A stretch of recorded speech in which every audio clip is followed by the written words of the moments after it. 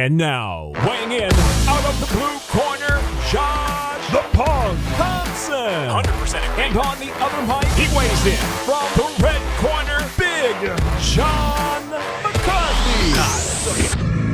Holy Christ, did we have some fights last night? It is the Weighing In podcast with Josh Thompson, who is back from actually doing the Fight Companion. He had to run his butt back, be fast, so we could put out our show and give it out to our fans. We got a lot to talk about. There were some fantastic fights. There's one I want to talk about big time. What did you think of the entire evening? I thought it was a good night of fights, man. I thought some of the fighters that needed to performed. And that's what we needed to see. Like Manel Kopp, I thought he finally had the performance that we've all been waiting for. That type of performance. And then Alonzo Menafield, he actually came out and did some work. Thought he did a great job. I feel, for Ed Herman, it's kind of time. We've talked about it beforehand. I've always been a big fan. We kind of came up together a little bit. He was a little bit after me, but always been a big fan. It's just time. You've got to know when. And I thought Menafield took advantage of that situation, and he laid down some good work on him. And I thought there was fighters that had finally started living up to some expectations. Yeah, I thought overall there was some fantastic fights, but we'll talk about the whole thing, but I cannot wait to talk about Bobby Green and Rafael Fiziev, however you want to say it. Fiziev. Damn, Fiziev. Thank you very much. Man, that was a hell of a fight. They put it on again. That's one of those ones I don't want to see anyone lose. I want to see that, both guys get their due. Both guys get their big pay or whatever pay it is. That was an incredible matchup. But let's start from the bottom of this sucker. What did you think? Mm-hmm. I came in because I was still in the air a little bit. I came in at the Manel Kopp fight. So if you come up then we won't talk. Johnny Muniz, I'll tell you right. Johnny Munoz, man, came out, looked good on his feet. He's got a great ground game, and when he got the back, it was all over. Simmons, a good wrestler, and did the basic things that wrestlers do. Turned his back on him, and as soon as he turned his back, it was just a matter of time. Johnny Munoz been doing jiu-jitsu for just about his entire life. I think he started when he was 5 years old. IBJJF champion and stuff. The guy can roll, and you cannot make the mistake of giving someone like that. Got the rear naked choke. It was a really nice win. Good job by Johnny Munoz. That's that fight that you're looking for when you're coming up. So I saw the highlight of the Miles John. I just had came into the hotel and checked in. I saw it up on the screen, and it was just a nasty knockout. But how was the first 2 rounds of that fight? No, it was. I tell you what, they were banging, and Miles John came out, went to the low calf kick, and immediately caused problems for Dos Santos in that his leg got damaged. You could see it even before the commentators. I go, dude, his leg's screwed. And finally, about 2 more kicks in there, they go, he's got some problems with his leg. No, he had it before. You could see it. And finally, to the point, he switches stance to get his leg back and make it so Johns can't attack the same way. But he had no offense from that point because he's just not comfortable being in the southpaw position that he was then in. And Miles John, very, very just, systematic in his attack, went to the body well, had really, his boxing looked good. He just came in there and he put on a performance and just put it on Dos Santos in a fight that I don't think a lot of people were going to give him credit for, that he was going to win that. Man, and the knockout that he had. Did you see the knockout? Yeah, it was nasty. Oh, dude. It was nasty. It was it was like repeat on social media as well. When I got to the hotel, I looked on social media and it was just like playing on a loop. It was mesmerizing. But the thing is, with Dos Santos, you were talking about the calf kick. If you look at the Ed Herman fight, it was the same exact thing. He had to switch. He couldn't do anything. He couldn't push off to get a takedown. He couldn't push backwards to be defensive. If you're putting all your weight on your back foot after having to switch to southpaw, you're not the same fighter anymore. And the calf kicks have really changed the game. Oh, yeah. So we talked about great performance. Great performance by him. And you take a look at the calf kick, and you can say those things as far as we see the ones we saw in the Ed Herman. Ed was able to work his way through it, but it was killing him. He's just a stone tough dude who will not stop.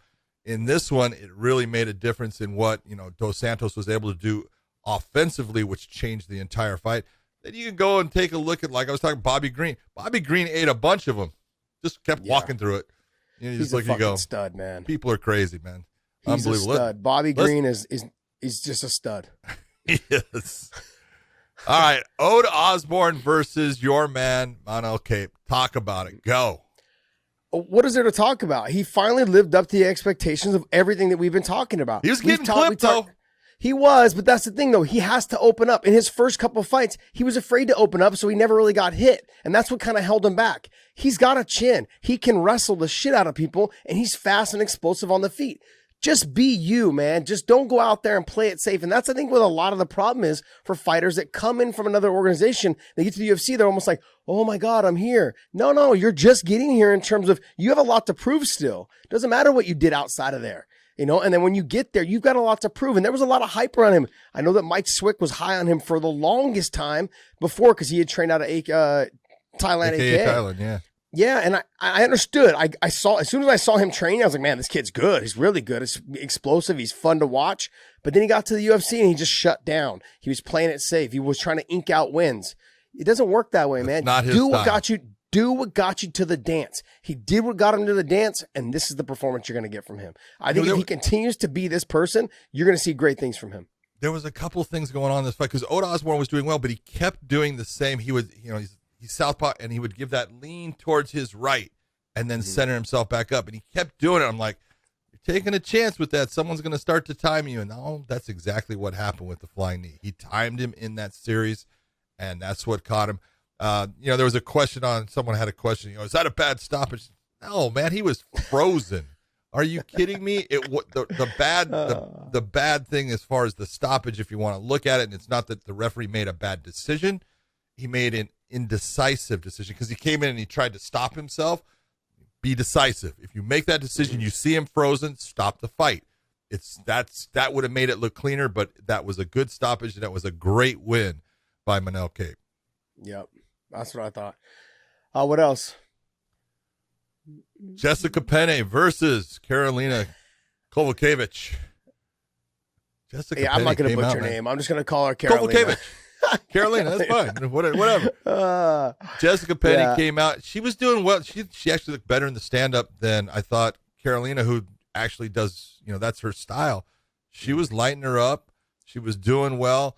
And there was a discussion by the commentators with Dominic and Dan as far as whether there was a sweep or a stand-up to a takedown by Jessica that ended up putting her in the top position. But whatever they want to go with it, it was a series of transitions that got her to that position. It was a very nice series by Jessica. Everything that she did was well planned, and she was the one in control of it. And when she got to that top position, she just did, exactly what you're supposed to do. And she put Karolina in danger. The arm bar, I love the way she stuck with it because she understood how to control it. Don't let her turn in certain positions. Pinch down in this to keep her, where she's at and just work the arm. Karolina did the right thing in trying to get out, but she got a little bit, backside on it. And Jessica did not give up on it. And that's where a lot of times fighters will give up on it. It's there if you have the arm deep. If you don't have the arm deep, give up on it. But if you have it deep and you have the ability to get that arm, man, she did, and she extended it because that thing was hyperextending well when Karolina finally tapped. Is Jessica Penney back? I think she's back. You think she's back? Like in terms of, hey, she's ready to make this run? I think she's ready right now, and that was the whole thing with Karolina. I was in a position, I'm looking at Karolina with a series of losses. I think this is her fourth or fifth in a row now. But I thought she had two in a row. Oh man, I thought she can had you more. pull her up? I don't know. She got more than that now. But where does this put Jessica in the rankings? I don't know. Yeah, 5 in a row. That's 5 Carolina, in a row. Yeah, see, that's what I said. Man. Yeah, but if you look at who she's lost to, Jessica agree. Andrade, Michelle Watterson, Alexa Grasso. I mean, I agree. The top names. All snipers. Yeah. No doubt about it. But it's a matter of confidence. When you've lost those, now you're trying to not make a mistake. Yeah. And that's kind of what happened in this. That starts happening after 2 losses. You just start questioning everything you're doing. Yeah. As soon as you get back in there the third time, if you lose your third time, you start questioning whether you want to do it anymore. I'm surprised. But Jessica, though, can you pull up where Jessica is in the rankings if she's in the rankings? She should probably be, I think, in the top 12. I don't think she was not in the rankings because obviously she only had one fight, Yeah. in the last several years. You think that she would make her way in? No, well, I think she will off of that one. I think she. No, she's not. Huh. I'd like to see her make a run at somebody in the rankings. It's she's on her way. She's Yeah. I think she's gaining confidence. She fought well. She fought a beautiful fight. Mm-hmm. Everything she did was spot on. You can't, you take a look and you start to give, either a letter grade or a number grade to what she did. It's very high. That was an A+ performance. John, here's the thing. You know what she kind of reminds me of? And no, I'm not taking a dig at Julia Budd. I'm just saying she reminds me of Julia Budd. Somebody who has all the technique, all the abilities, everything like that, but just hasn't quite lived up to like what the expectations should be for her. That's like with Julia, right? Like I think she's got great technique, but someone like Cyborg can push her around and bully her around the cage. But Cyborg does to a lot of people. But with Jessica, she's got great technique. I did a seminar, a women's self-defense seminar with her at University of San Diego, or maybe it was San Diego State. I think it was San Diego State. And she's got great technique, and she knows how to teach, and she knows how to like show it. She was showing some moves on me. I'm like, yeah, I don't want to get hit by that elbow. I don't want to get knee here. You know what I mean? So she knows she's very good on the ground. She's very good on her feet. I just wonder if she's like, her strength is maybe not the same with some of the other females. And so I wonder, because she hasn't quite got to that level that I feel like she should be with the amount of technique she has. See, and I look at it where I think she's always been very strong in her grappling. Now she has had some losses based upon grappling, but that can happen. That's simple. The same thing as like Michael Chiesa last night, but she doesn't set up her striking to make her grappling more effective as far as getting into her opponent and taking him down. She doesn't do the things that you look and you say, I need, instead of 1 here or a 1-2, I need a 1, 2, 3, 4. And now you can drop levels. Now that you've dropped levels and you get into them, now you have a better chance at making this takedown work without you working so hard and then getting nothing out of it. I think it's all about the setups that she's doing. If she performs the way she did last night, in the future, she's gonna have a lot of success. Obviously, there's top people in that division, that are always going to be tough. But when you talk about matching up ground game wise, she matches up very well. I mean, there's not many that can stay with her, on the ground. And her stand up has always been what I always looked at as a weak point, and it looked way better. Now, maybe it's because again, Kovakovic was not that confident, but it looked way better. And Kovakovic is the person that normally has the better stand-up. So I was really impressed by her. Yeah, I mean, here's the thing with her though, is that she needs to be fast-tracked towards top 10. She's 36 or 37. She's got to be asking for 38 fights right now. Yeah. She's got to be asking for them and saying, you know what, 2 months down the road, 1 month down the road, I'm in the gym, I'm prepared, I'm ready. I don't need a full camp. She needs to go until she gets to that point where she needs the full camp for that. Yeah, especially after last night's performance. There wasn't a whole lot of damage done. Like, get back in the gym and say, hey, I'm ready to fight again in 3 or 4 weeks. Yep, exactly. Yep. Got to make that money. That's one thing, because you've been away for so long. So you got to make that money, make up the money that you lost during that duration that you were away. And then you need a fast track, man. Get on track to get to a title shot. If I'm sitting in your position, she's still marketable. She's still fun to watch, and she just needs to be fast tracked to getting into that top 10.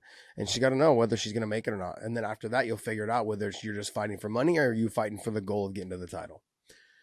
So the Alonzo Minifield, I thought Alonzo Minifield had a great performance. Good Fantastic stuff. The calf kicks were on point. You could see Doctor came in at the third round, with the beginning of the third round, and checked Ed's leg and let him go on. I was surprised, to be honest, because we've seen that hematoma on the calf with Rory McDonald. Yep. And he has literally torn the muscle tore off of the bone, and he will never be the same after that. And I wonder if Ed had something similar to that, because I remember Justin Wilcox, same exact thing. He came in after he fought somebody in Bellator, really good. Stepanian. Gosh, man, Stepanian just butchered his leg. Just butchered it. Yeah, and he was able to finally get a takedown, I think, in the third round or whatever, and get to the choke. And but he came and trained with us like 6 months later after he thought his calf was healed. You couldn't touch him there. He's like, it still hurts. So these are long lasting injuries when you get to the calf kick and it gets to develop that big, huge hematoma. Yep. So I don't know. I wonder how that's all going to turn out for him, and if he is going to fight again. You got to talk about how smart Alonzo Menifil. Here's a guy that came in, was just manhandling people with power and speed and the strength that he possessed. And he had times, like Ed Herman is a veteran fighter, not that fast, but tough as, he's tough as shoe leather. And he came into this and he's trying to, do his thing, and he's walking through a lot of shots. And there was times when Menifil got to him and hurt him, and you saw Ed having problems, and Menifil went after him. And then as Ed worked his way, you saw Menifil back off. He was able to give that burst, that blast that almost finished the fight, but it didn't, and he didn't waste energy when, hey, it's gone. Don't keep on going. He stepped back, sucked in some wind, and then went back to doing what he was doing prior. I thought it was the best performance by far that I've seen out of Alonzo Menifil. Yeah, good stuff by him. Okay, so I kind of was in and out of the Vince Morales fight because I just got to the studio, so I was just watching bits and pieces that everyone was here introducing. What did I miss in that fight? Good fight back. Both guys made basic mistakes in it. There was, times when they were overextending, doing things, but it was a tough fight, a very tough fight to judge. It was a close fight. I thought the judges got it right, and that Vince Morales just did a little bit better, a little bit more, a little bit better shots overall. But it was a very evenly contested fight.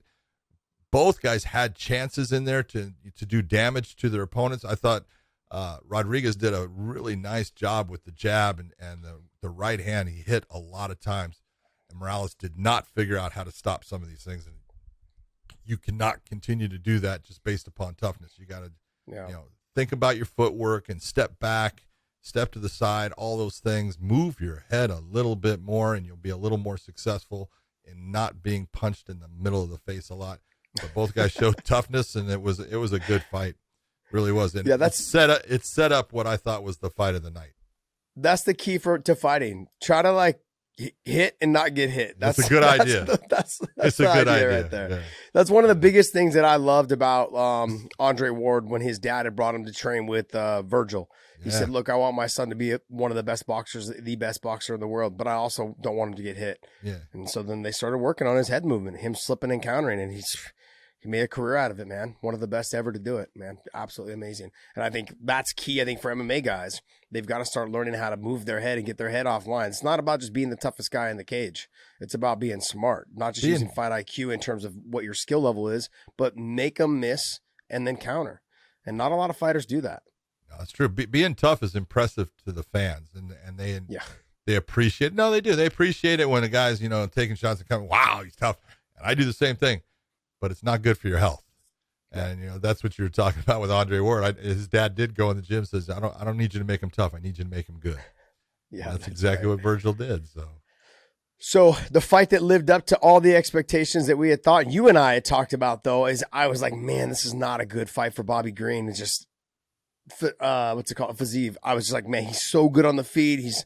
He's got great kicks. He's got great hands. I mean, he's powerful. He's explosive. All of those things. He's pretty much up and coming. No one really has seen a whole lot of how his ground game is in all of those positions and whether he can get to the ground. Bobby Green didn't even bother trying to get a takedown. He was comfortable on the feet. He's a dog, man. I love watching Bobby Green. I love it. He's must-watch TV. Bobby Green is must-watch TV. But it was the other part that was good is both of them were in the cage talking and talking stuff. And there was the one time that Bobby's he runs away from, to get, and here's Fiziev is just running after. Yeah. Like, I'm right here. It was, but these guys set their feet and threw, Fiziev did a lot of beautiful work. And man, the guy obviously has got fast and hard kicks, and he landed some heavy kicks. I think that was the big difference in the fight as far as what he landed. He landed a ton of shots to the legs, where Bobby actually landed a lot of shots to the face and head, but not as much to the legs. And I thought Fiziev just, it was probably, 29-28 was the right score for it. I thought, it was, Bobby definitely took the third round, but I think Fiziev was just eked out the first, just a little bit better. Yeah. And I think the leg kicks was the real difference for the judges and what they were looking at. But God damn, both guys. Thank you very much, because that is what fighting is about. Except, Bobby, you used to wrestle at least a little bit, dude. Come on, brother. No, I got to tell you, I was like, wrestle, but then he didn't wrestle. I was like, fuck it, I love this. Keep doing what you're doing. Keep doing what you're doing. Yeah, he was great. Look, I fought Bobby. Bobby's a little bit of a slow starter, so he tends to like try to get more involved into the fight. He's someone that like he has to talk you into fighting a little bit. And once Fiziev started talking back to him, it amped it up, and the two of them started jabbering back and forth, and the exchanges were great. The thing is Bobby, he doesn't really elevate the level until he starts really getting cracked, or things start then he starts elevating and starts going after it a little bit more. Like I said, he's a dog. I want to watch him fight all the time. He's must-watch TV. He doesn't know, his record doesn't show just how good he is. No. And that's the sad thing about it, is that he's someone that will probably get overlooked time and time again, but he takes fights on short notice. He takes them against people that nobody wants to fight. The word around the UFC from people that I know that work for them, and they're also talking with some of the guys last night, no one wanted to fight Fiziev. And guess what? They called up Bobby, and Bobby's like, yeah, I'll take that fight. Hell yeah. They're like, are you sure? I'm like, why? And he's like, I get paid to fight. And I'm like, that's Bobby Green. So how are you not a fan? That's what not you per se you, but I'm just simply saying, I don't understand how people can't be fans of him. Like if he's on a card, I'm watching that card. Oh, absolutely. So, because he brings it, and he's fun. He's just, he's out there doing his thing, and he does things that nobody else can do. Shoulder roll is great in boxing. And I tell people all the time, you can't just shoulder roll in MMA. Bobby Green can shoulder roll in MMA. Yes, he can. Okay? He's the one guy. He can do it, man. And he doesn't take a whole lot. He gets hit every now and then.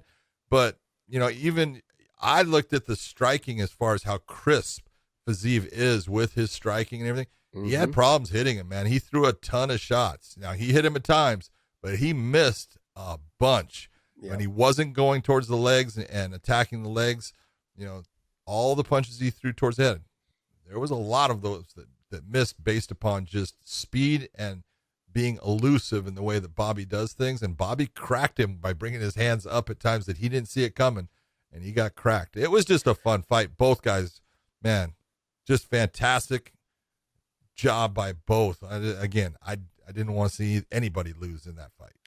Yeah, just to touch on what you said, is Fiziev missed a lot.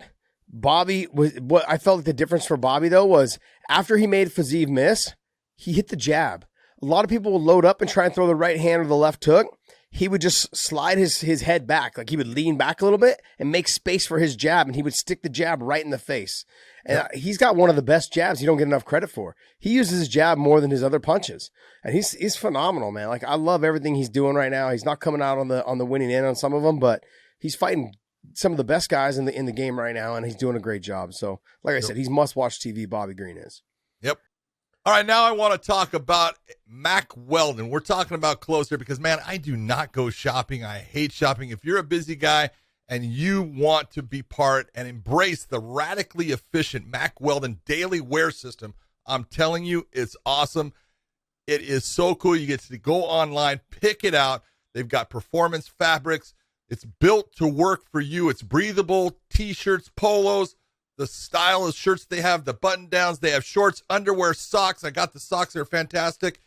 Mack Weldon makes it very easy for you to dress and look good without having to worry about it, because I don't pick out good clothes. I know that my man Josh, he's a fashionista. Of course. But I am not. So this makes it really easy. I get to go online. I picked out this shirt right here.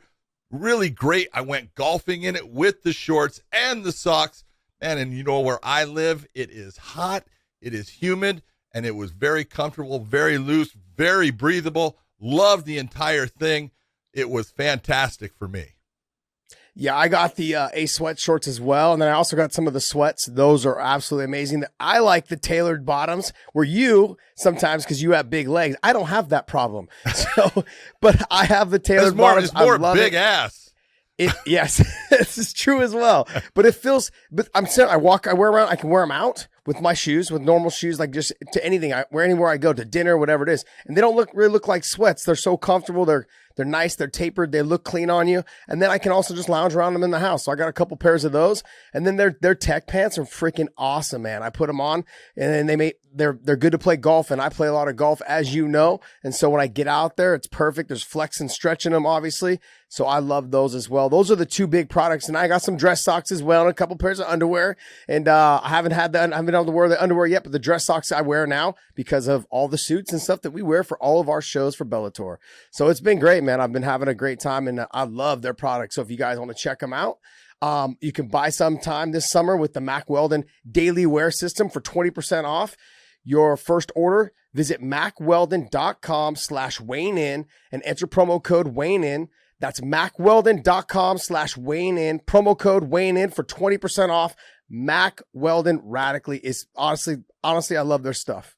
It's fantastic, especially if you don't like shopping, man. If you're that guy that doesn't know what to put together, like me, this is the perfect thing for you. I hope you love it because I do. Okay, so how did you? I didn't get to hear the scoring. I just see right now that it was a split decision. We didn't get to hear the scoring on the Casey and Kenny because we can't play the audio in the studio because then they'll take it down off of YouTube. But the Yadong Song and Casey Kenny fight, great fight. I thought it was a wonderful fight. How did you have it scored? I had it scored exactly the way the judges did. I thought if you were taking a look at it, and I thought Casey did a lot of good work, but Song ended up he out-volumed Casey, and there was times when he had the heavier shots. There was times that Casey had some heavy shots, and there was times that both of them did well in the fight. And I just looked at it. I think, Song just outworked him. He didn't come forward as much as Casey, but he landed the shots, and that's what you're going for. I thought, Casey won was it the third round? I think I had Casey winning and stuff, but I thought Song had way more output in the beginning of the fight, way more output, I think, in the second. Not enough by Kenny to make up that. And then finally, when he really started to turn on, I thought he did well. It was a good fight back and forth.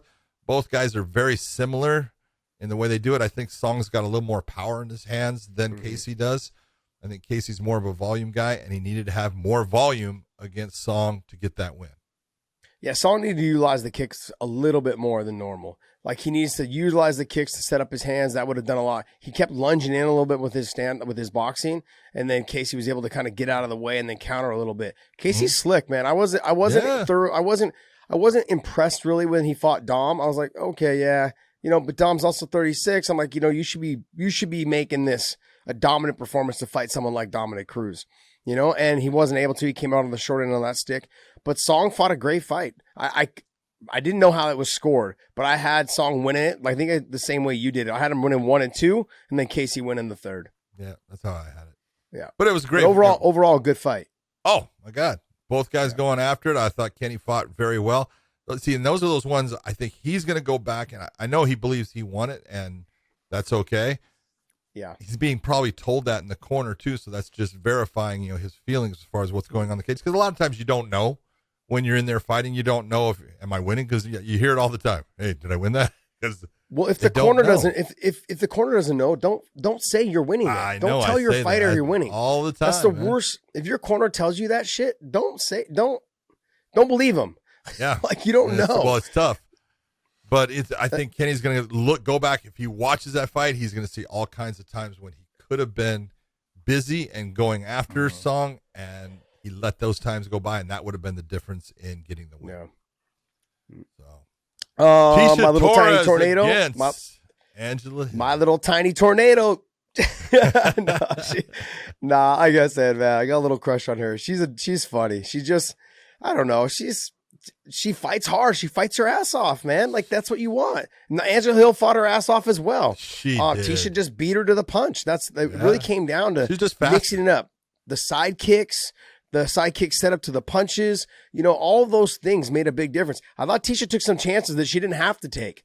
They I think kind of could have lost her some rounds. She did that spinning wheel kick or whatever at the end of, I think, the second I think it was the end of the first or the second. She did it and she ended up on bottom. And I'm like, the round was close.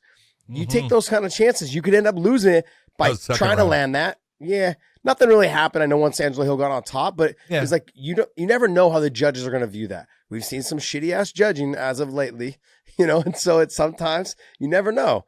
So, but I thought they both fought their asses off. Angela Hill came up a little bit short on it, but then we had Brian's girlfriend there. She fights for the UFC also. Something Cortez.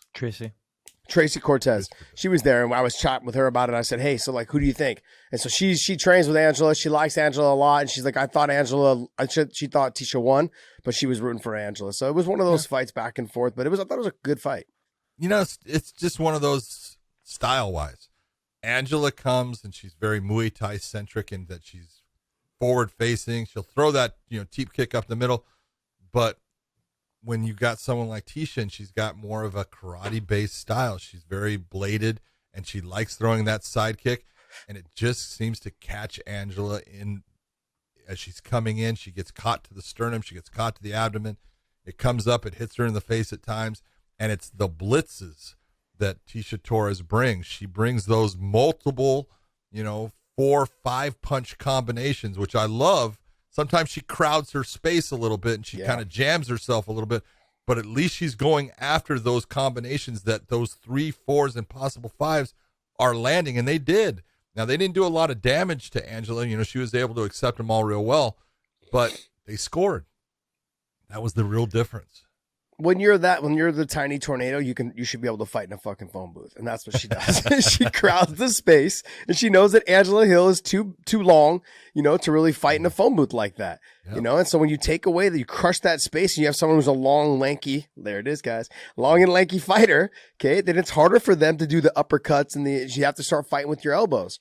And I don't know if Angela has that really in her repertoire, I guess you would say, of technique. And so I think Tisha, she crowded the space. Like you said, she does smother herself sometimes in the boxing, but she's able to get in and get out. And what I love about it is she gets out on an angle. She circles out when she gets there. And so she fought a smart fight. She fought a good fight. I think this solidified the fact that, like, hey, because Angela was saying, like, oh, you barely beat me in the first fight, and this time, and I'm better now. And well, I think this conversation is done now. Yeah. So I think the conversation's done. But good stuff to both of them. I thought they both fought their asses off. I tip my hat to both of them. They both fought their asses off. I thought it was a great fight to have on the main card. Then we come upon the one that I was looking forward to because I love Vicente Luque. Look, that dude, he may not be this flashy guy that people are so enamored with. That sumbitch can just flat out fight. He can fight in the stand-up. And then John, why's he got to be a sumbitch? John, why's he got to be? No disrespect to his mama. No. I just love watching him because he comes to fight, man, and he's solid. He doesn't make glaring mistakes. Yeah. I thought that the takedown attempt by Michael Chiesa, I loved what Michael was doing as far as trying to, all that use of that cage and that movement, smart by Chiesa. That was smart game planning. That's the way you start to make someone overextend. I thought, when he made his shot, it was a beautiful timed shot. Great job of getting him down. Put him in some problems. I didn't think that it was as close as the commentary did at the time because they were saying, oh, he's got that. And it's like, no. Oh, he's hurt. Oh, he's hurt. Well, Rogan wasn't there, so there was no. Yeah, I know, but it was more like he was so excited that it made him feel like something was going to happen, and it wasn't that close. But Luque then turns in, gets to the position of the Darce, and when he got it, and then he got close on it, that's tight, that's trouble. Yeah. And Chiesa wasn't able to get out of it, but and it's just there's levels to everything. You got to have the full game when you're talking about being up at that upper level in the top 10 of the UFC, then getting into the top 5. Man, you've got to have the full repertoire. And Michael's he's definitely got the wrestling. He's definitely got the submission game. His stand-up is not causing his opponents concern. Now, he did land a beautiful, straight 1-2 on Luque, but again, even landing it, no effect. And but that helped set up his takedown, which made his takedown a lot easier. No doubt about it. But he just doesn't have that snap and that power that makes someone take a step back and go, ow, okay, I need to approach that differently. I think he does. The thing is, he doesn't have confidence in himself to maybe throw it more right. often. And then other fighters don't respect him. They're like, okay, he's going to only throw 1 or 2, and that's it. Like, I think he's got the snap because Vicente Luque got hit. He stepped back a second. He's like, oh, shit, where did that come from? He was more shocked that he threw it. if he had confidence in his stand-up, I'm not saying he should stand and bang with people. That's not what I'm saying. But I'm saying if he had more confidence, like, it was almost like Chiesa was surprised that he landed the combination. He threw it, boom, boom. He's like, oh shit, what happened? Like, it was there. He's got to have confidence in himself when it comes to that type of stuff on the feet. Well, in terms of his wrestling, we know it's on point. His jiu-jitsu is on point. But what I'm going to say next is about respect. He didn't respect Vicente Luque's grappling. He thought, once I get this fight to the ground, it's going to be done. I'm going to have his back. And he did things when he had his back that he shouldn't have done. He started making the transition to the arm as he started to slide off. No, fight to keep the back. The back is the most important position. You're not taking any damage. You can finish the fight at any time. Only attack that armbar when it's last resort. He was attacking it. Last 10 seconds of the round. Yeah, and he was attacking that arm. He was attacking that arm as he was still on the back. I'm like, what are you doing? And then he slid completely off, ended up on bottom, and that was the change. That's what changed everything. And I think the lack of respect for Vicente Luque's grappling is what cost him the fight. He thought, okay, I'm okay. He had the same problem. Remember, I think it was with Kevin Lee. He came out, didn't say he got caught in a guillotine, I believe it was. Yeah. Just came out and thought like, oh, okay, you can't grapple with me. You've got to respect everyone. Kevin Lee, he ended up in a rear naked choke. Oh, okay. I thought it was a guillotine, but yeah, they got into an exchange. Kevin Lee got his back and choked him. But I'm saying that was a lack of respect as well. I know I know he's a phenomenal wrestler. He's a phenomenal grappler, but you can't make those kind of mistakes at the level that you're fighting at now. When you get in that top 5, top 7, top 8, they're all good. They're all good. They may not all be the most well-rounded, okay, but they're still good. It's no different than Vicente Luque. Needs to respect your stand-up a little bit because you landed that hard, clean 1-2. If you have more confidence in throwing it, I think you'll have success more on the feet, and that will help set up your takedowns. But he rushed a lot of things last night, and when he had the back, when he had the control, he needed to focus on flattening him out, breaking him down, making him wear on him. So if they did get back to the feet, Vicente Luque wouldn't have been the same fighter. That wasn't the case. He scrambled, he did something, he made a mistake, got on bottom, made a bad decision on going to all fours right there, didn't respect his grappling. Boom. The choke got put on and was done. And I was like, I thought he was out for a second too because he was pushing on the legs, staying away. But you could tell Vicente Luque, that's like his move. But remember how Pico was hitting it left and right on, yep. He just kept going to it. And he's like, okay, that's his move. Yes. So when guys have that, when they go to that right away, that's their move. That's their technique. That's the one they hit the most in the gym. So. I agree. But it was really. Wow, very impressive. How did that taste? Yeah. No, it was good. It's just true. You hit it, hammer, nail. I hit it out of the park. Nice job. Boom. I wasn't going home run. I was just saying like a nail. Come on, John. All right, then we get into the legend himself, Mr. Jose Aldo, taking on Pedro Munoz. Jose at 135. He's starting to look even better. Yeah. He I thought the first round was very close, and it could have gone either way. I probably would have given it to Jose, but it was close. But, man, he does not kick like he used to. Nope. He still doesn't. And when he did, look how effective it was, especially in the third round when all of a sudden, man, he's taking him off of his feet, taking him off balance, all those shots, and then his hands were fast. And when he decided to go into multiple shot combinations, oh, my God, just accurate, beautifully done, didn't take any damage at all in those. Just, what do you say for a guy that, he's not that old, man. 34 years of age. He's going to be 35 coming up, but he's been around forever, and he's fought everybody. Just take a look at his last 5 fights. It's crazy. Who's he got? Last 5 fights: Volkanovski, Marlon Moraes, Peter Yan, Marlon Vera, and then Pedro Munoz. Not bad. Yeah. He's a stud. The King of Rio. That's what you just got to call him. When people talk about who is the best fighter. They can't say King of the Streets. Marco Huis be pissed off. But he's the King of Rio, man. When I look at the best fighters that have ever come out of Brazil, he's the number one guy. I know people want to say Anderson Silva. No, I'm sorry. It's Jose Aldo. He was the longest reigning champion in that weight class. That weight class is a dog weight class in terms of there's been killers that come through though. I've loved and respect what Anderson Silva has done throughout his career, but that level of competition that he has fought is nowhere near the level that Jose Aldo has fought over the span of which he's fought. It's been impressive, man. And I'm not trying to take anything away from Anderson Silva, but Jose Aldo, if I talk about the best fighter to come out of Brazil, it's him.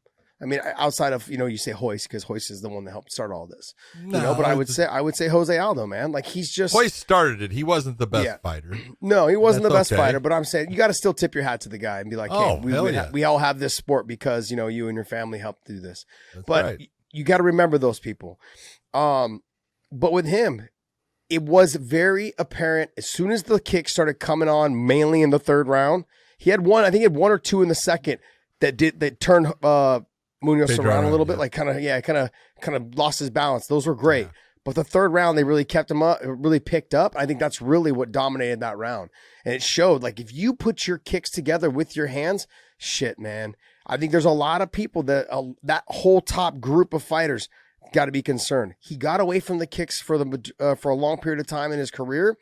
And whether it's an injury or whatever else it is he was dealing with, but he needs to get back on it because they changed the way he fights. And now with that calf kick, changing the game with his power and the speed in which he possesses in his kicks, it's money. It's just it's easy. It's like, it feels like it's just slim pickings for him. Just kick the leg and throw the hands, or throw the hands and finish with the kick. Yep. I mean, he's just so good, so fast. And I want to see him make another run for this title. Yeah. And that's what he wants. And I think he's actually got a chance at it now. Obviously the guys that are sitting on top, they're all damn good, And you pull up the rankings, Dave, for 135?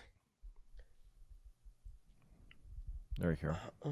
Peter Yan, TJ Dillashaw, and Corey Sandhagen. Rob Font is ahead of him. And you look at all those guys, he wants TJ Dillashaw.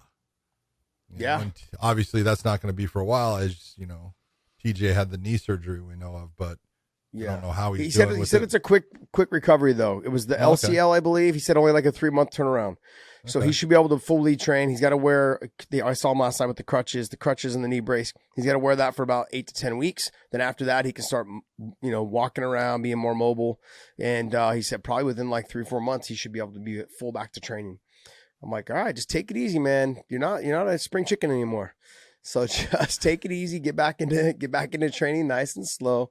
I think he's just chomping at the bit, being away for 2 years, coming back and then having to deal with this. So I think he's got more of a problem with his eye though, because he's got a ton of scar tissue. He's had like 4 or 5 cuts on that one eye, in the last probably couple of years, and so you could just see the difference in scar tissue. John, when I was sitting next to him last night, you could see the difference in scar tissue just on that one side.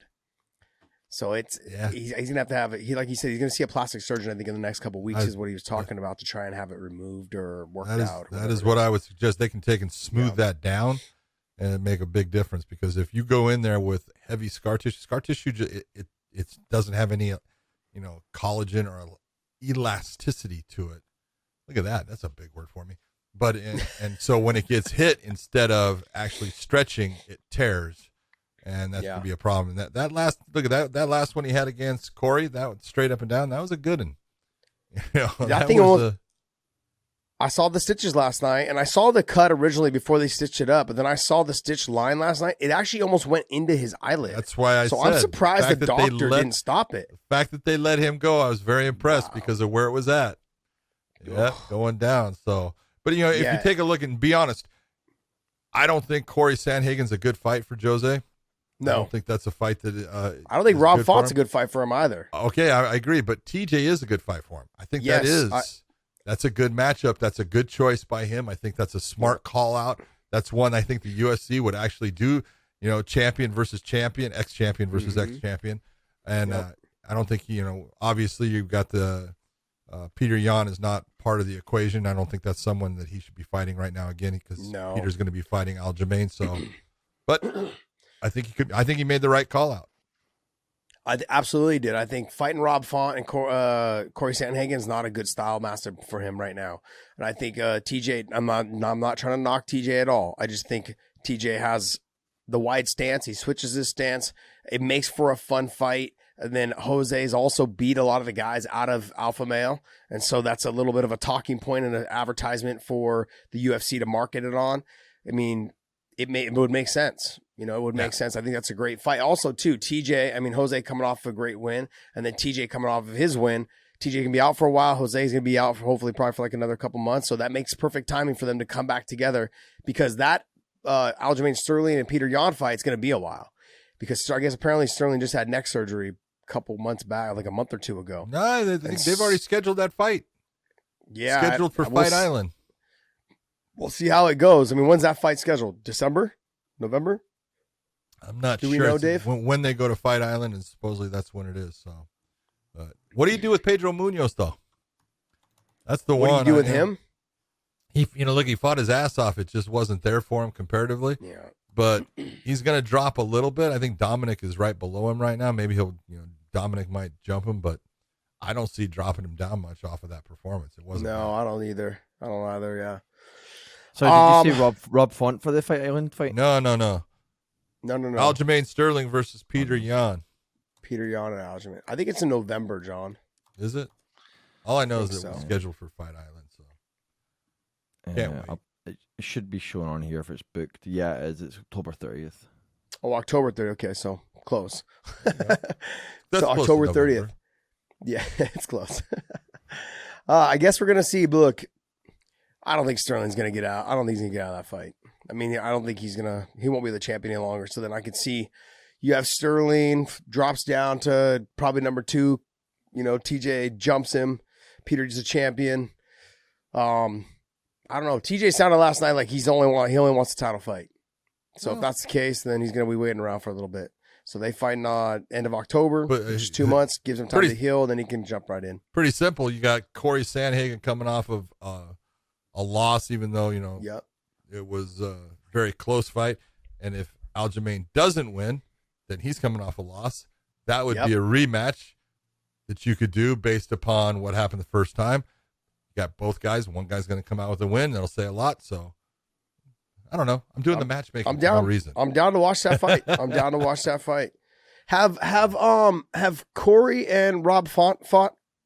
Sandhagen and Rob Font? I don't believe that could be a good fight. That would. That could be a good fight. Very good fight. Both of them, as you would say, long and lanky. Yeah.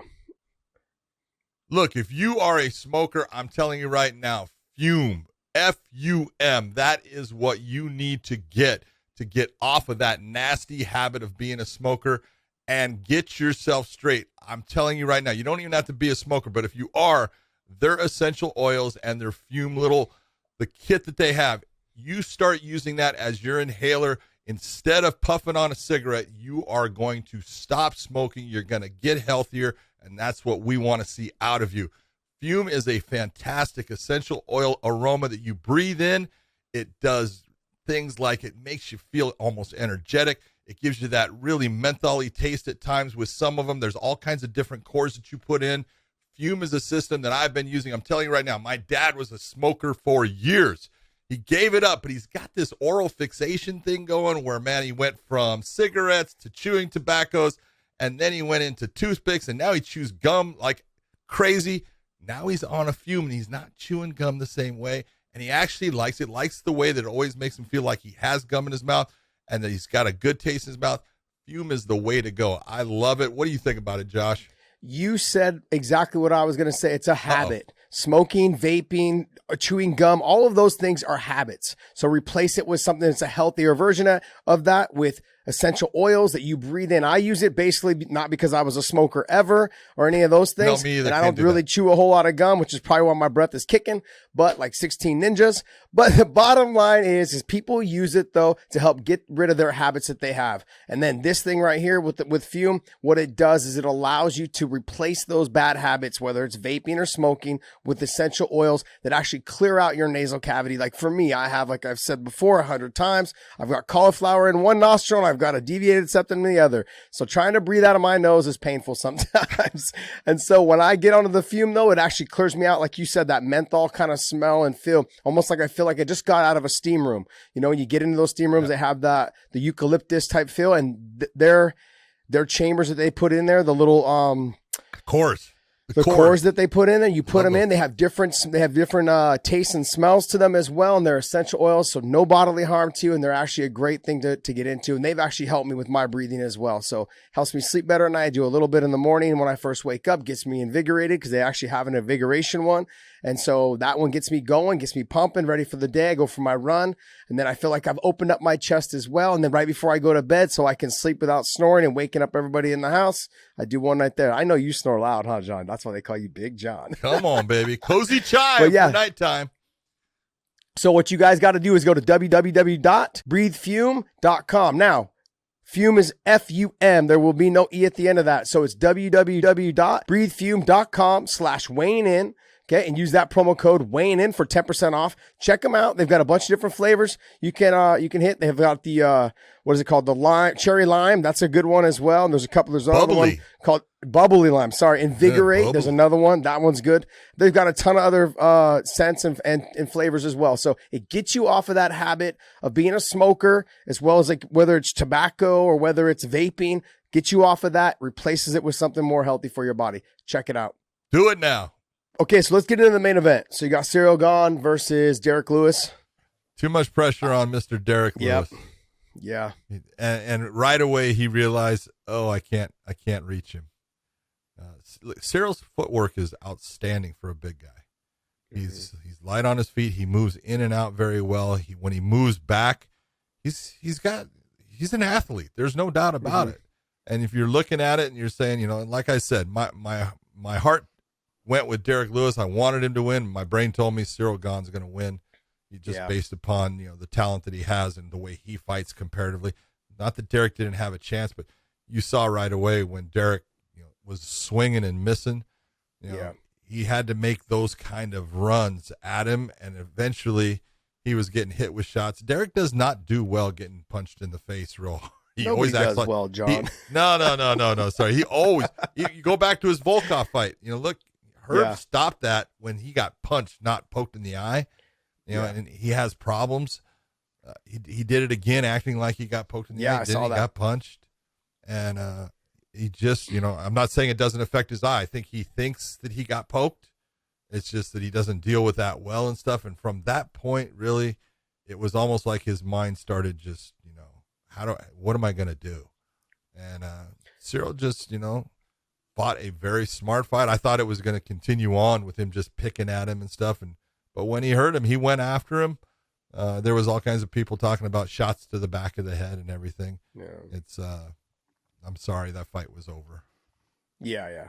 It's a tough one for Derrick Lewis. Being in his hometown, the performance, everyone turned out to watch him perform, and just a lot of pressure. I'm not sure if he handles that type of pressure well. Someone was telling me that he was talking about retiring until the UFC signed him to a bigger contract. He's like, I'm tired of coming home and my kids making fun of me because I lost. He's like, that shit don't feel good. And I'm like, what the hell do you mean your kids make fun of you? Like, yeah, fucking daddy got beat up. Daddy got beat up. And I'm like, that's fucked up. Daddy got beat up again. Shit, making fun of me, man. Careful, man. I'm gonna call what's his name over to knock you out. What the fuck? Who does that shit? Damn, Derrick. What you doing with your kids, man? I mean, look, I love watching him fight because he always has that puncher's chance. You are right, though. He does tend to not take damage very well. He does turn away, cover up, that kind of stuff. That's not something you want to see from a heavyweight. You want to see him go out on their shield, swinging and stuff. So, but regardless, I'm going to always watch and I'm going to always support him because first, he's got a fucking absolutely amazing Instagram and I love watching it. He's just an awesome person.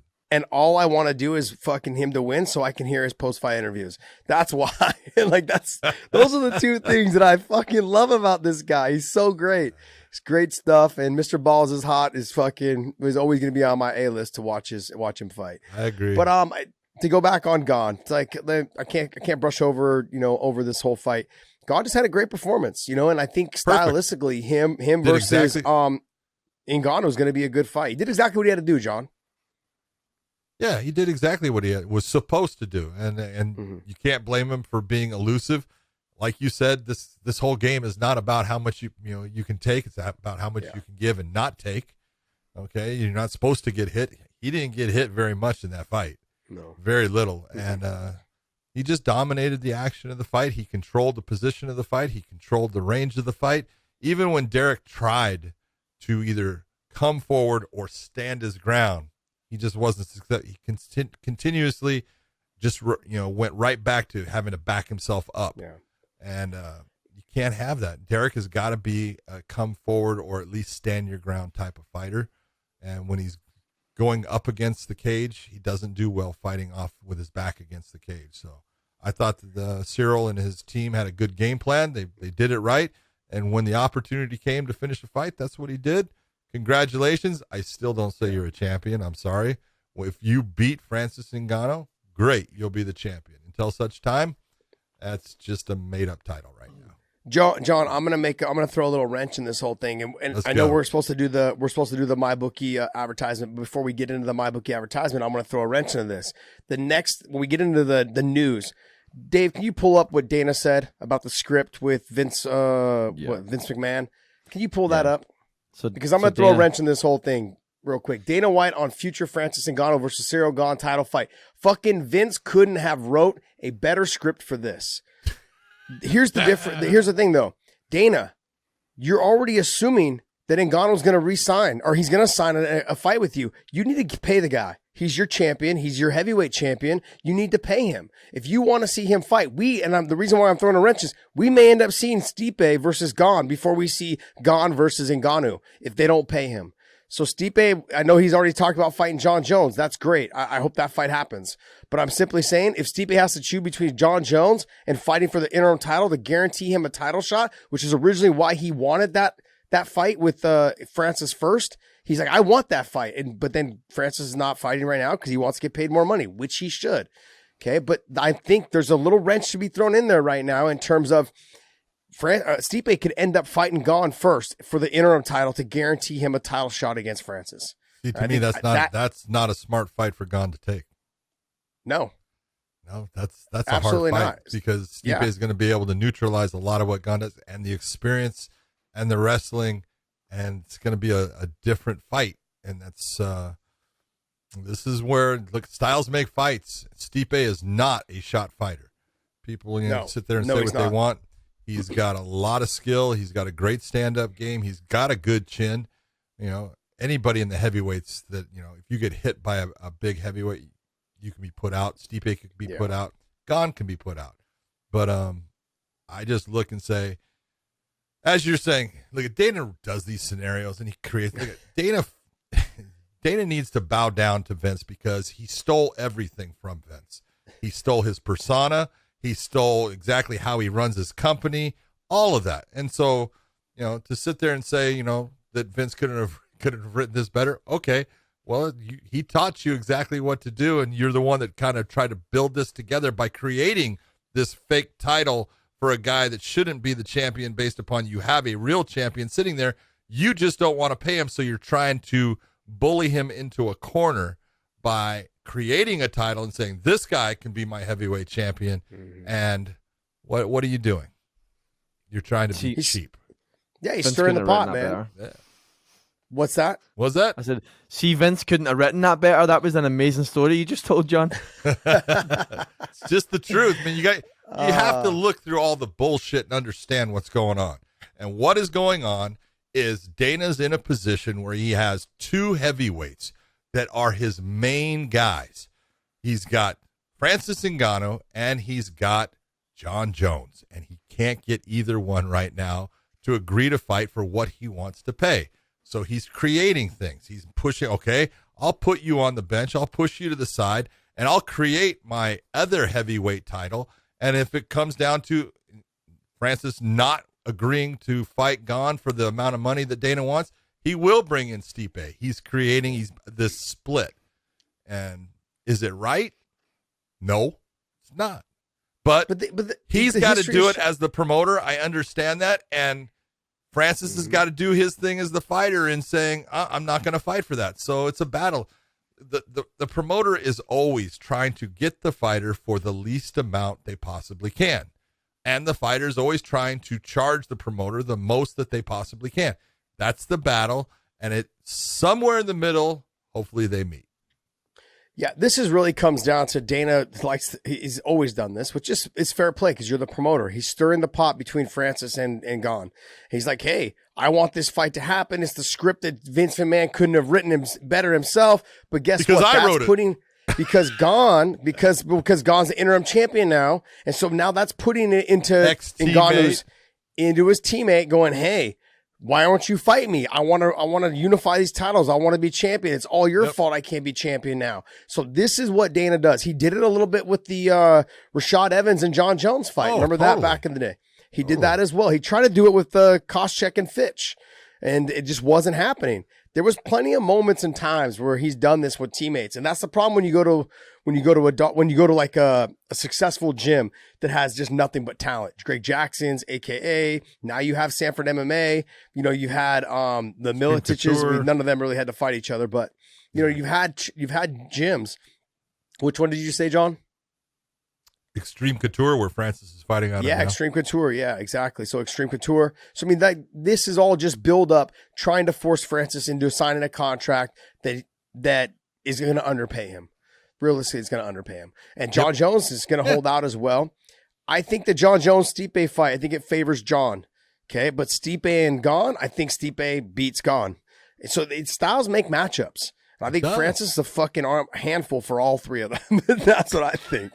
Francis has the neutralizer that he can. The wind of his punch can hurt you. Yeah, fuck if that thing. I don't think the wind can knock you out, but I think it can hurt you. If that shit was fucking 1 foot away from my face, I'd still probably go down. Oh, I don't blame you.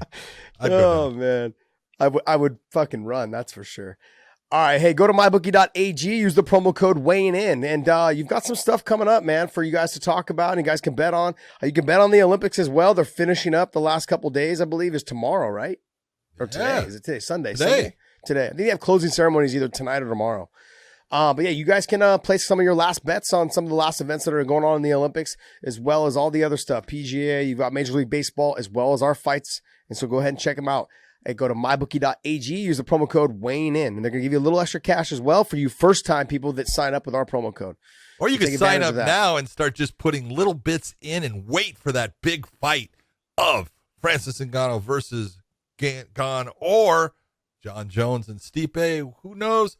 You'll have some money in there and it won't hurt. You might be waiting a long time, by the way. You might be waiting a long time. So you can save up a lot. Yeah, a couple $100. $10 a week. Put it in there. All right. What else you got for us, Dave? All right. Well, you guys already touched on some news, so we'll jump into reacting to Francis's reaction, which is so he tweeted last night after the fight.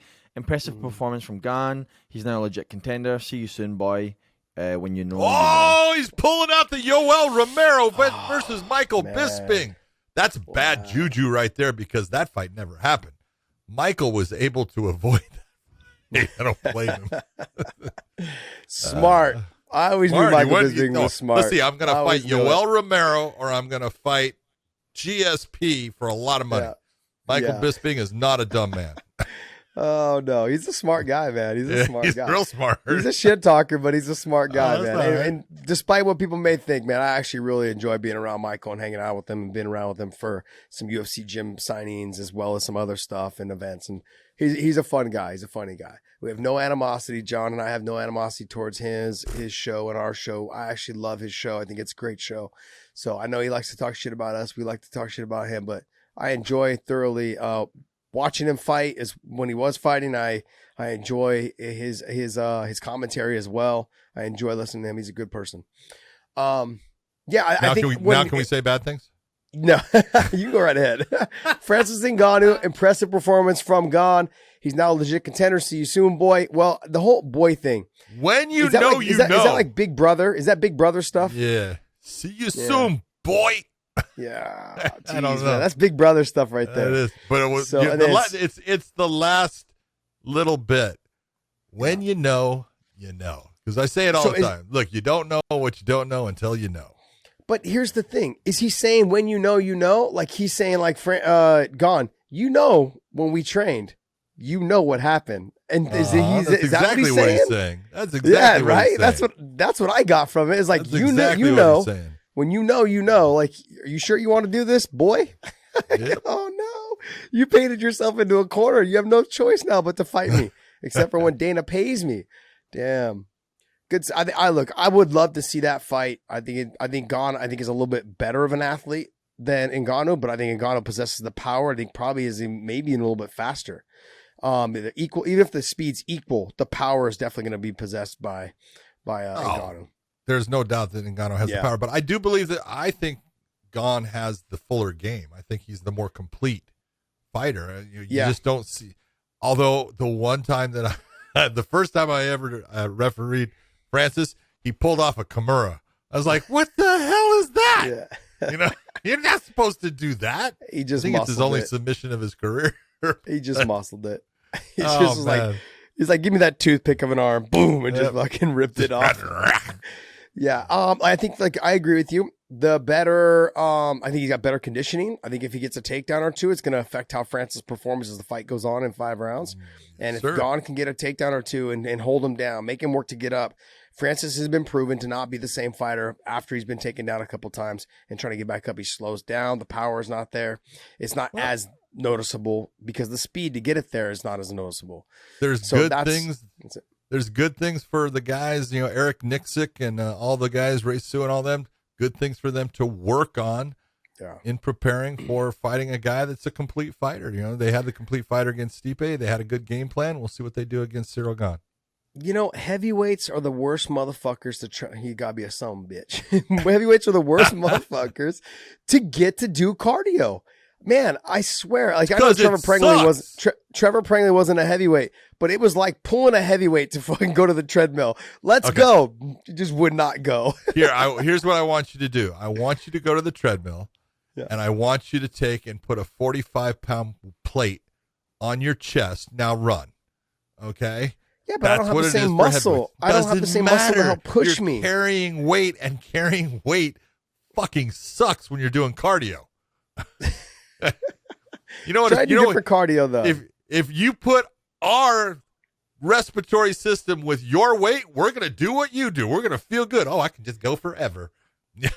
Well, you got to build up that respiratory system by doing cardio. It doesn't matter. It still sucks. I'm not saying it doesn't get better, and I'm not saying you're wrong. They have to do cardio. But it sucks. Yeah, of course it does. I hated it every single day, but I still did it. How come guys that are, say, 250, 260 in rugby can still run up and down the field, but heavyweight fighters, they're just like, nah. They get to stop. They're just they don't have the heart. Oh man, I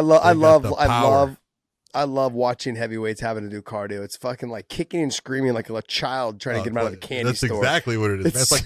It's like making your kid eat broccoli. Oh god! Remember Jim Brown's son? We're trying to eat the spinach. He was like almost like he was gonna throw up. And then he's just like, "Go ahead, keep going." It was so great. It was one of the best videos I've ever seen. What else you got, Dave? So sticking to heavyweights, the Jon Jones thing. Dana White confirms that Jon Jones will not fight again until 2022. I think Jon Jones also tweeted this, but it's kind of just confirms that we're not getting any Jon Jones fights until next year. Which opens the door now for Stipe to fight Gane. If 2022 is not going to happen, then Gane and Stipe can fight. Probably like sometime in December, sometime around there. You've got some time there. If they're basically saying the door is shut on that. There's a lot of time, so you could see Stipe stepping in there. Yeah, hell yeah. Can I be the interim champion? Guarantee me a title shot? I'll take that. But it just depends, like we were talking, it depends on what they offer Francis. That's true. I don't think Francis should take any less than $1 million a fight. Oh. I don't think he should. I mean, I think, you don't think close? What do you think? I think he deserves more than $1 million a fight. No, I'm saying just on paper. I'm not talking about the pay-per-view numbers. I'm talking about on paper, he shouldn't take any less than $1 million a fight. No, because they're making good money on his fight. I know they are. I know. I'm not. When people sit there, well, you don't know the numbers. Numbers are guaranteed. Okay, yeah. That's the contract they signed, so they know what they're getting. What is it? 565 or something like that? 500 something thousand. They guaranteed 500,000. Anything over, they split 50-50. Yes. Yeah. Pretty good. Yeah, that's pretty damn good. What else you got? Just last piece of news. Uriah Faber talking to UFC about sitting down, interested in the return fight. Stop. Yes. Just stop. Look, I love Uriah. You had a fantastic career as a fighter. You've been incredible in helping other fighters move up the ranks, get to places where they want to be, helping them getting to the big organizations. You've been a great trainer for guys. You've been a person that has helped them in the entire process of understanding the game, learning what to do, learning the techniques, learning how to handle your finances too. No. Love you, Uriah. Stop. You got a family now. There's no reason to fight anymore. It's what are you fighting for? What if you were going to say I'm coming here because you know what I can be champ? Okay, if that's the truth and you think you get there, great, do it. You know, it's like Jose Aldo. I think there's a possibility he could be the bantamweight champion. He could have that kind of fight. Yeah, he could pull that kind of fight off. Uriah can't. Okay, Uriah can't beat. You know, let's be honest. The people in the top, 10. How many is he going to be able to beat? Yeah, pull up the top Let's 10 see. there. Okay, so he's not going to beat Aljamain. He's not going to beat Peter. He's not going to beat TJ. He's not going to beat Corey. He won't beat Rob. You know, we talked about Aldo. Cody's going to 125, so I don't even know why that's there. Marlon Moraes, Frankie Edgar. He's not beating Frankie. Pedro Munoz. He's not beating Pedro. He's already proved he can't beat Dominic Cruz. He's not going to beat Merab. There's just no one. Why? Yeah. Why do it? You know, it's just not worth it. I love him. I don't want to berate him in any fashion. It's, his choice. But there's just no need for it. John whipped out the dictionary today. Braid. I don't even know what the other word was. It was too long for me to remember it. But yeah, he's just whipping it out today. I agree. Like he's got successful businesses as well, from what I understand. Yes. I think he does business construction with his dad. It's and the drug. He does other stuff. Yeah, he's got plenty of houses that he rents. Like, why are you doing it, man? Dude, he owns half of Sacramento. I don't want to see it. I as much as I enjoy his walkout and his California love music, I love all that stuff. I love all of that, but he's got a beautiful family. I don't know if you've seen his kids. Oh, yeah. I'm like straight out of like a fucking they look just Baby like Gap the mom. commercial. Yes, they look thank just God. like the mom. Thank God. Thank God for Uriah. Sorry, Uriah. No, it's great, man. But beautiful family, just a beautiful family. So I would love to see him stay retired. He's doing a great job. Like he worked the corner last night for a song. I don't know. Song Ladong song. Yeah. But yeah. So Ladong song or Big Yadong song. TJ got me confused last night. He's like, I call him Big Dong Song or something like that. I was like, okay. And I said, TJ, I go, what? Is there something inside jokes you're not telling me? What's going on, buddy? We'll bring that up when we start talking about Gegard Mousasi. Oh, jeez, man. Yeah, big dick energy. Big dick energy, baby. I love it. Oh man. I just don't want to see it. I mean, even if it is, I love Chito Vera. I love him, watching him fight and stuff, but I don't want to see that fight, man. Nothing against you. No. All right, guys. So, hey, go to the like button, smash that button for us on our normal YouTube channel, as well as our Clip channel. So make sure you hit the link and click the link down below. That goes to our Clips channel. We have a special show that we do for you guys there called Wayne Interjection. It's short, it's fun, it's very energetic. We have a great time with it. It's usually between 8 to 12 minutes. 15 minutes will be the longest. We're not going to have any clips on our Clips channel that are longer than 15 minutes. We have a special show just there for you guys to enjoy, and it's fun. We finally get John out of his shell. We dress him up like Dana and Connor and all these other people when he finally opens up, all these things. So it's fun, and it's something you guys should check out. So make sure you click the link down below. That'll take you to our Clips channel. Hit the subscribe button there as well, and the thumbs up there. And yeah, man, subscribe to all of our audio platforms: Stitcher, SoundCloud, iTunes, Spotify. Those are our major ones. So hit the subscribe button there. You can listen to us in the car while you're driving instead of watching us on YouTube and getting in a car accident. So hopefully you guys enjoyed this show. And John, do you want to talk a little bit about the fight companion last night? Do you have time? Sure. Okay. Just real quick. There was one, I thought the show was great. We had TJ Dillashaw. We had Brian Ortega, and then he had his girlfriend there, Tracy Cortez. And then we had Mark Harley there, and then we had Brendan there. So there was 5 of us on the mics. Got a little confusing sometimes in talking. It is a lot. It was fun though. We had a good time. But there was one little thing that was brought up to me, and you're gonna give me, because you've been in the cage, I believe. You've coached, or not coached, but you've reffed Brian Ortega's fights, right? Oh, yeah. Yes. Many. So you've done many of them. We had a conversation, I'm not disrespecting Brian at all. I think he's absolutely phenomenal. But we got into a conversation about him because Brendan brought it up as well, because Brendan likes to stir the fucking pot, and that's what he does well. This conversation is that Khabib is a top guy, Brian's a bottom guy, and that he thinks that Khabib's game falls right into where he's strong. Oh my God, no! Speak on that. Look, I just want to hear. Well, I want to hear something, because I know I'm a homer, and I don't want people at home going, "You're a fucking homer, dude. That's why you said this." And hold on, I think there was a time back. I think Kenny Florian came up with a list of 3 that he thought could beat Khabib. If someone was going to beat him, these were the 3 guys that could do it. One being Justin Gaethje. We all saw what happened there. Yeah. Okay? The other being Ryan Hall. Okay. And I was like, you are absolutely out of your mind. Yeah. Okay. Ryan Hall couldn't beat Sal Rogers, and Sal Rogers' ground and pound is half of what Khabib's is. I don't even know if it's half. I don't even know if it's half. And so the other guy was Brian Ortega, and I love Brian, and I've done a ton of Brian's fights, and Brian pulls off great submissions. He's got good stand-up. He's good everywhere, and he would end up underneath Khabib, and he would not be pulling off any of those submissions. It's not like, and this is where Khabib is good at submissions, and what he's really good at is submission defense. Yeah. He's not a guy that puts himself in a position. He'll stick his head somewhere, and guys will try to, guillotine and stuff like that. The only guy that I ever saw come close was Dustin Poirier. Dustin. All right. And that was a mistake on Khabib's, and he still didn't get it even when it was deep. Yeah. And so I love Brian. That would be a horrible fight for Brian. Yes. Bottom guys, even Damian Maia underneath Khabib. On top, he might have a chance of submitting him. Underneath, he's not going to submit him. Yeah, it's not like Khabib doesn't know what he's doing.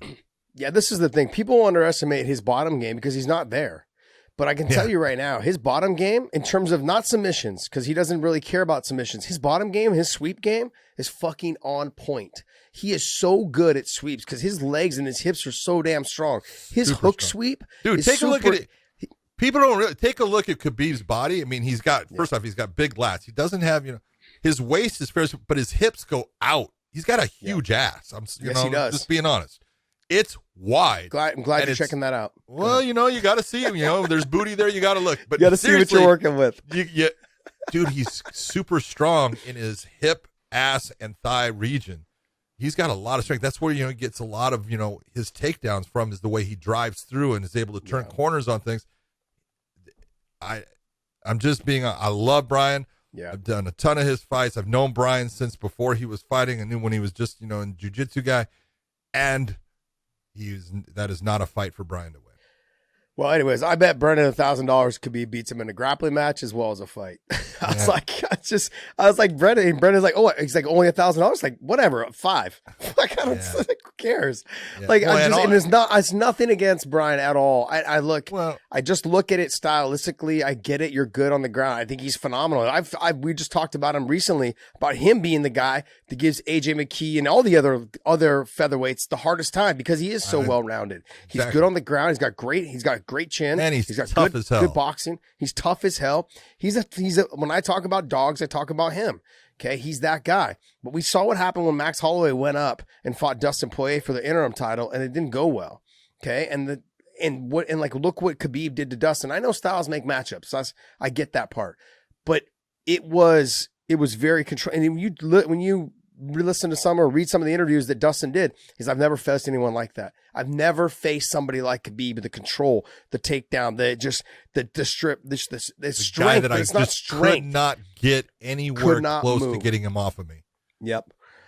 And that's so when people talk to me about like his abilities. I'm like, you guys don't understand. He's not on bottom, but his sweep game is fucking one of the best. The same thing with Islam. They're very similar. They have a great X guard sweep to get back to the feet. They've got a great what's it called? Hook sweep that gets them back on top. They're good in all those areas. You don't think they have, like, Khabib's got over 250 Sambo fights. You don't think that he hasn't been working submissions since he was a damn kid? Leg locks, ankle locks, knee bars, all of that shit, arm bars. They've been doing this shit forever. 250 amateur fights. John, like, if Ciryl Gane's got 10 fights. He's got 10 fights. Khabib's got 250 He's got 13 Muay Thai fights too. Come on.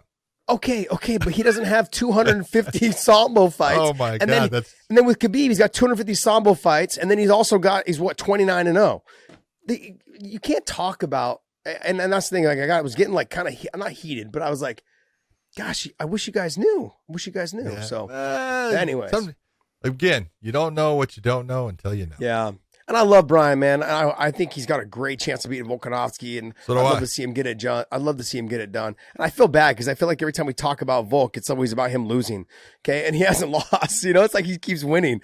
And so I just, but man, I love Brian. He was great to hang out with last night and talk with and stuff. But the overall, I thought the show went well. It was good. It got a little clusterfuck sometimes with us talking because, I was talking to TJ, and then Brian and Brennan were talking, and Mark was like in the middle of it all, kind of bouncing between us like a pinball.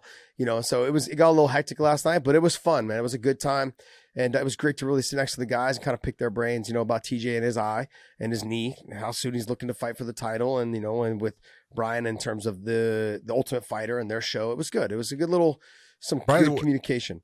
Brian's got like 7 weeks before that fight, something like that. Yeah, I think it's the 25th, September 25th. Yeah, so I think there's 7 weeks. This is the close of 8 weeks, so I think he's coming up on 7 weeks now. All right. Yep. All right. Well, that pretty much sums it up. And I will give you credit, my man. He goes and he does the Fight Companion down in Southern California, and he's back up in Northern California in time to do our show. Congratulations. Thank you very much. $895 later, I'm back. Yeah, baby. Way to do it, man.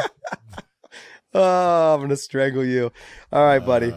All right. So, hey, hopefully you guys enjoyed this show. It was great. Want to thank our sponsors. They've done a great job with us as well, and we're growing, we're getting better, and I want to make sure that all of them understand that we appreciate them. Thank you to Few, Mac Weldon, and my bookie. We appreciate your help in keeping us on and keeping us going and actually paying Podcast Dave. So we will see you